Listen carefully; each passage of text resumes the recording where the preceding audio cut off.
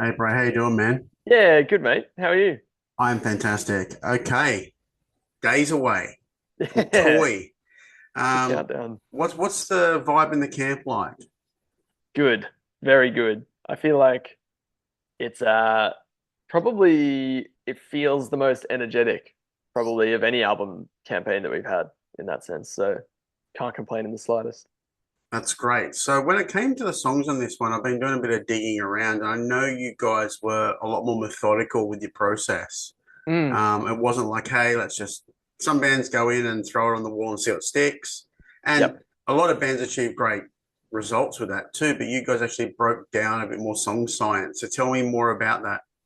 Yeah, I think where it kind of stemmed from is like it's funny you say like, throwing things at the walls, seeing if it sticks. It's like I think a lot of people think that is a good way to approach it because that's what bands used to do, like in, the 90s and stuff. But they also had like a year in the studio to do it, kind of thing. And they'd sit there and they'd just be writing and writing and writing, and, they'd obviously end up with hits out of it. But I think nowadays it's just not really like financially feasible to do that anymore. So you end up dealing with this like limited amount of time.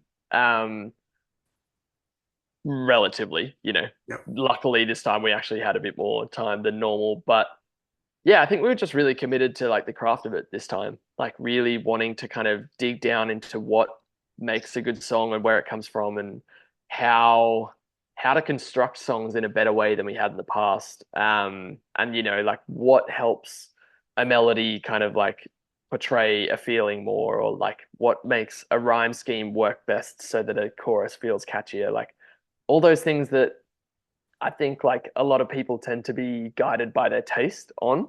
Yep. We were kind of like, okay, let's let taste guide it, but then also go the step further and actually like knuckle down into the science of it and, do referencing between like a lot of different artists and different different flavors like pop music or like EDM or indie music, whatever, like kind of grabbing from all piles and seeing how they do it and what makes their songs connect.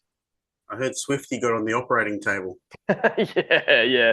We're dissecting Swifty. It's Well, funny. It's like that's been as soon as I said it in that interview, I was just like, oh, I just know that this is going to be the thing that just like keeps coming back to me. Because I'm like, I'm not particularly a Taylor Swift fan, but I appreciate her work so much in terms of the construction of her songs. Like it's incredible and it's the highest tier of songwriting you could really imagine. So yeah. why not look at it? When you think about before she started doing her own stuff, she worked with the likes of Butch Walker. Now, Butch Walker has worked with everybody. Mm, And so when I hear, and my wife's a Swifty fan, and don't get me wrong, she likes Slayer too. But yeah. when you listen to a Taylor Swift song, I can hear where she's also learnt from someone like Butch. Yeah, totally. And You that's know, that's kind of this. Like that's almost what we were trying to do is like as a producer, you are working with so many different artists and you collect all of these skills and these different approaches to different sonics and how they contribute to a song as a whole. And so when you're an artist on your own, you don't really get that experience as much unless you're doing yeah, co-writes with people. So like obviously Fletcher has done a lot of it being a producer. He's the one who produced the record.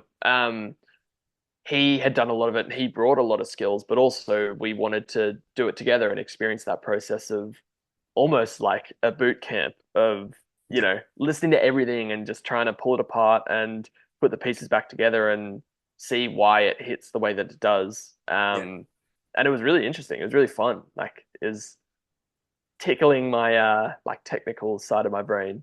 When you did that digging, did you find things like melodies where you went, "Oh man, that just sounds like a melody from that song, and now it's in this song"? And Yeah, I think there's elements of that. And like obviously when that happens, you're like, okay, probably got to rewrite this or, yeah, sub it out for something else. But I think like the thing that we probably took most influence from is like the shape of melodies. So like, sure, you know, flipping between highs and lows and when you would do that and like even just like the rhythm is probably a big one too. Like rather than having everything be, in the past, I think because we always wanted things to be like sing along and like chanty and stuff like yep, that, you kind of end up leaning into a certain style of rhythm, and it kind of sticks to the beat a lot, and you miss out on all of these other interesting flavors you can have by like syncopating rhythms and having it feel different to what the pulse of the song is and stuff. So things like that we picked up on. We were like, oh, this is actually like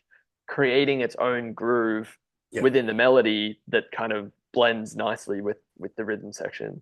Well, it's true because like in the 80s, it was like, don't bore us, get to the chorus. Yeah, totally. And then it went Totally. to, now we live in breakdown world.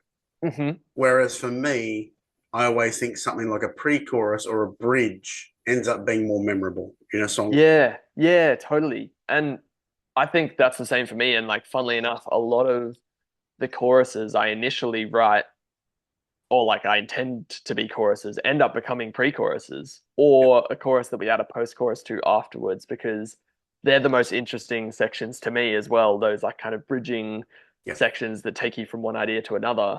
So that's what I naturally gravitate towards writing. But you need like the payoff from it Yeah. afterwards to come. And yeah, I think, one of the more interesting things that I think we pulled out of it was really stripping back the music and just listening to top lines and almost being like, okay, if you listen to this song from start to finish, only the vocals, does it still feel like it progresses and has tension in the right points and like the tension and release that you're going for between verse, pre-chorus, chorus without Yeah. any music whatsoever. And yeah, that was something where like you could fully hear the difference when you would like flick it on and off. Like you would turn off the music and listen to the song and be like, oh, Yeah. that's why this one isn't feeling right or isn't feeling as strong. It's because it's not doing that properly. So yeah.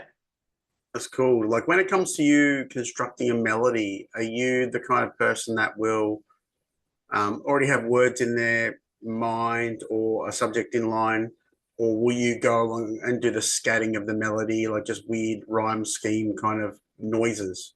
Yeah, I think I like to do the scatting like improvised method because to me, a lot of like melody writing and like lyric writing, it feels like solving a puzzle to me. Like I Mhm. feel like I've got this idea of what I want to sing about, what I want to write about, but it's a matter of like, okay, now I have to fit it into this melodic phrasing, like there's 5 syllables in this line, or that kind of thing. Or when you're scatting, you start to notice which like vowel sounds, consonant sounds, like where they should Yep. fall just naturally. And I really enjoy kind of having that being like, oh, okay, like an ooh kind of word sounds right here. What could be that word? Oh, maybe this. And then it kind of starts to all fall into place. Yeah. But to me, I think lyrically, I feel like I'm better at being able to kind of reappropriate lyrics to fit a melody than I am reappropriating a melody to fit lyrics. Yep. So I tend to have concepts that I'll write. Like I'll write things and just kind of go like off the dome, just like subconscious word vomit about something that I'm feeling or like a concept that I think is interesting.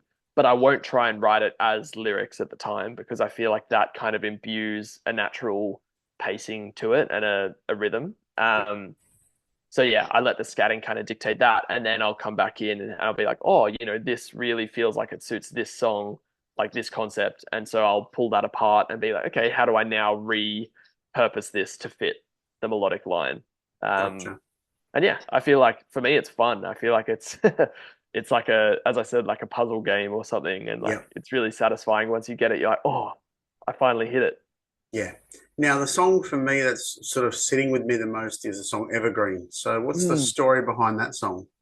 Yeah, so that one, funnily enough, that is kind of exactly what we're talking about. It was one of those ones that just like really fell out of us. And it was just a day where it was, I think, just Fletcher and I in the studio, writing together.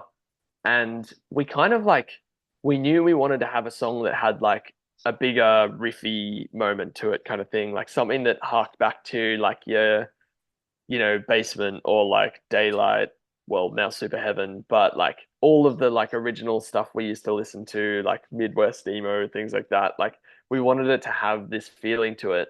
And that kind of, I think, just unlocked something that was so nostalgic to us that it just like came out like nothing. Like Yeah. in a matter of hours, it came out and we honestly left it because we were like, this feels so good and so special just as it is. And it was really like raw. It was just kind of like rhythm guitar. I don't think there was even any leads on it. Even now, I don't know if there's really many leads on it in the final product, but it was just like rhythm guitar, drums, and vocals. And we just basically made the bass follow the rhythm guitar. And it was just right. Like it just felt good. And we were like, if it's not broke, don't fix it. Like we don't want to tweak this too much and then lose the thing that felt so special to us when we wrote it.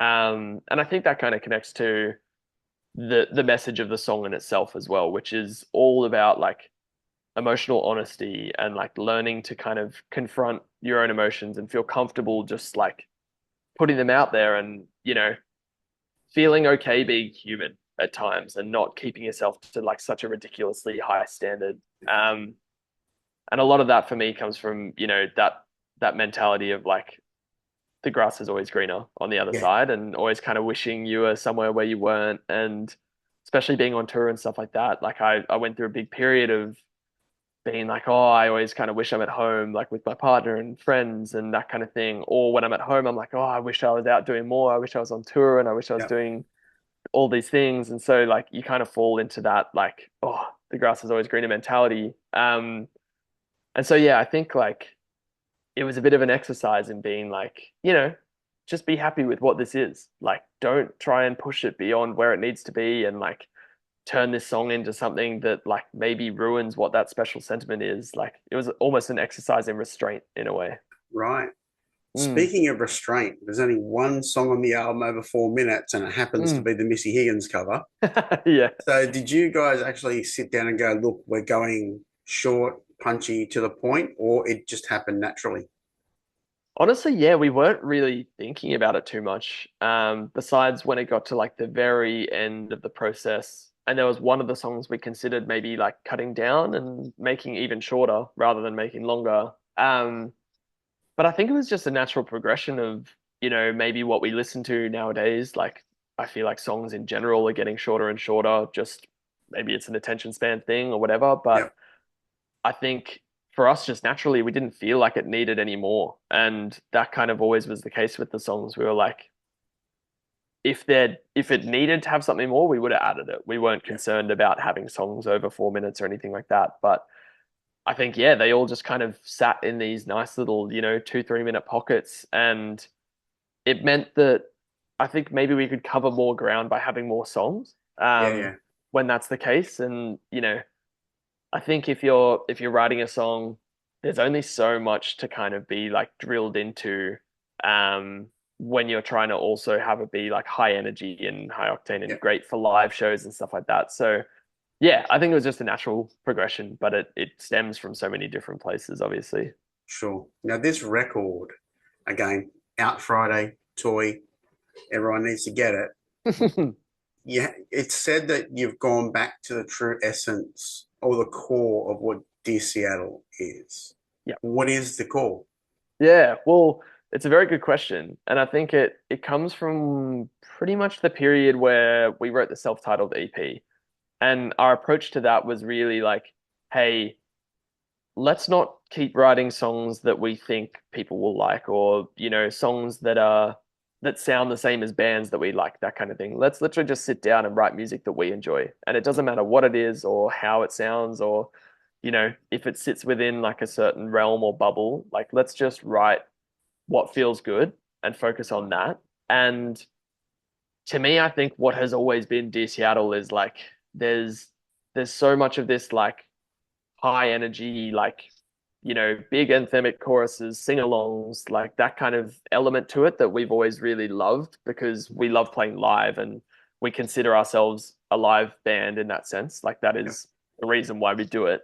And so we really wanted it to still have that feeling to it where there was these big like sing-along moments. But the other side of Dear Seattle to me is like this really heartfelt authenticity that is just kind of about life and your experiences and like especially lyrically like me as a person the things that I learn my pitfalls my triumphs like all of those things really trying to like paint a picture of what it's like to be a human these days and like the things that you experience matter and like I've always kind of treated my lyric writing like my journal you know, Yeah. like I try and make it really personal and really, you know, connected to my experience. And that kind of stems from, you know, if I don't write it for me, then what's the point? Because if it doesn't connect with people, then it's just a waste of time for everyone. So like if I make it something that I resonate with and I listen to and I'm like, oh, yes, like that gives me a feeling that reminds me of this experience in my life, or, you know, this friend that I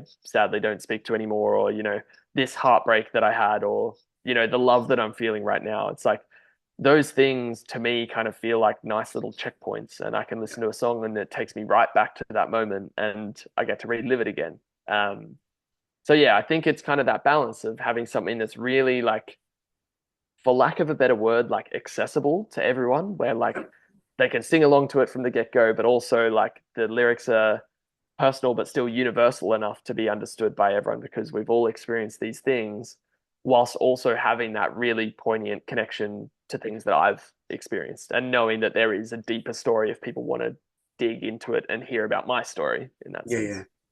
All right. So finishing up, you've got a few shows this weekend, Mm-hmm. and then what's on for the rest of the year besides the fact that you've got an album coming out on Friday? There is so much. There will, I don't know how much I can say, but there is definitely going to be an album tour, Right. like a big album tour. Um, and then there is a massive thing which I'm really excited about, which is like a big chunk of the middle of the year. I can't say much more about it right now, but it is something I'm hectically excited about. So that's, Awesome, Brae. I don't know if that's a little teaser. No, that's good. Congrats on the album. It's actually, like you said, like you can tell how much effort's gone into making this album. You can hear Thank all the you. little nuances in the songs. It's really cool. Oh, thank Um, you so much. I I appreciate look that. forward to seeing you coming back through Brizzy on this headline run. Everyone keep an eye on Dear Seattle socials for whatever this secret thing is that Brae can't tell you about right now, but I'm sure it'll go there. But thank you Definitely. for your time today, mate. I really appreciate it. Thank you so much. Awesome, Have a mate. great day. Gee, thank you.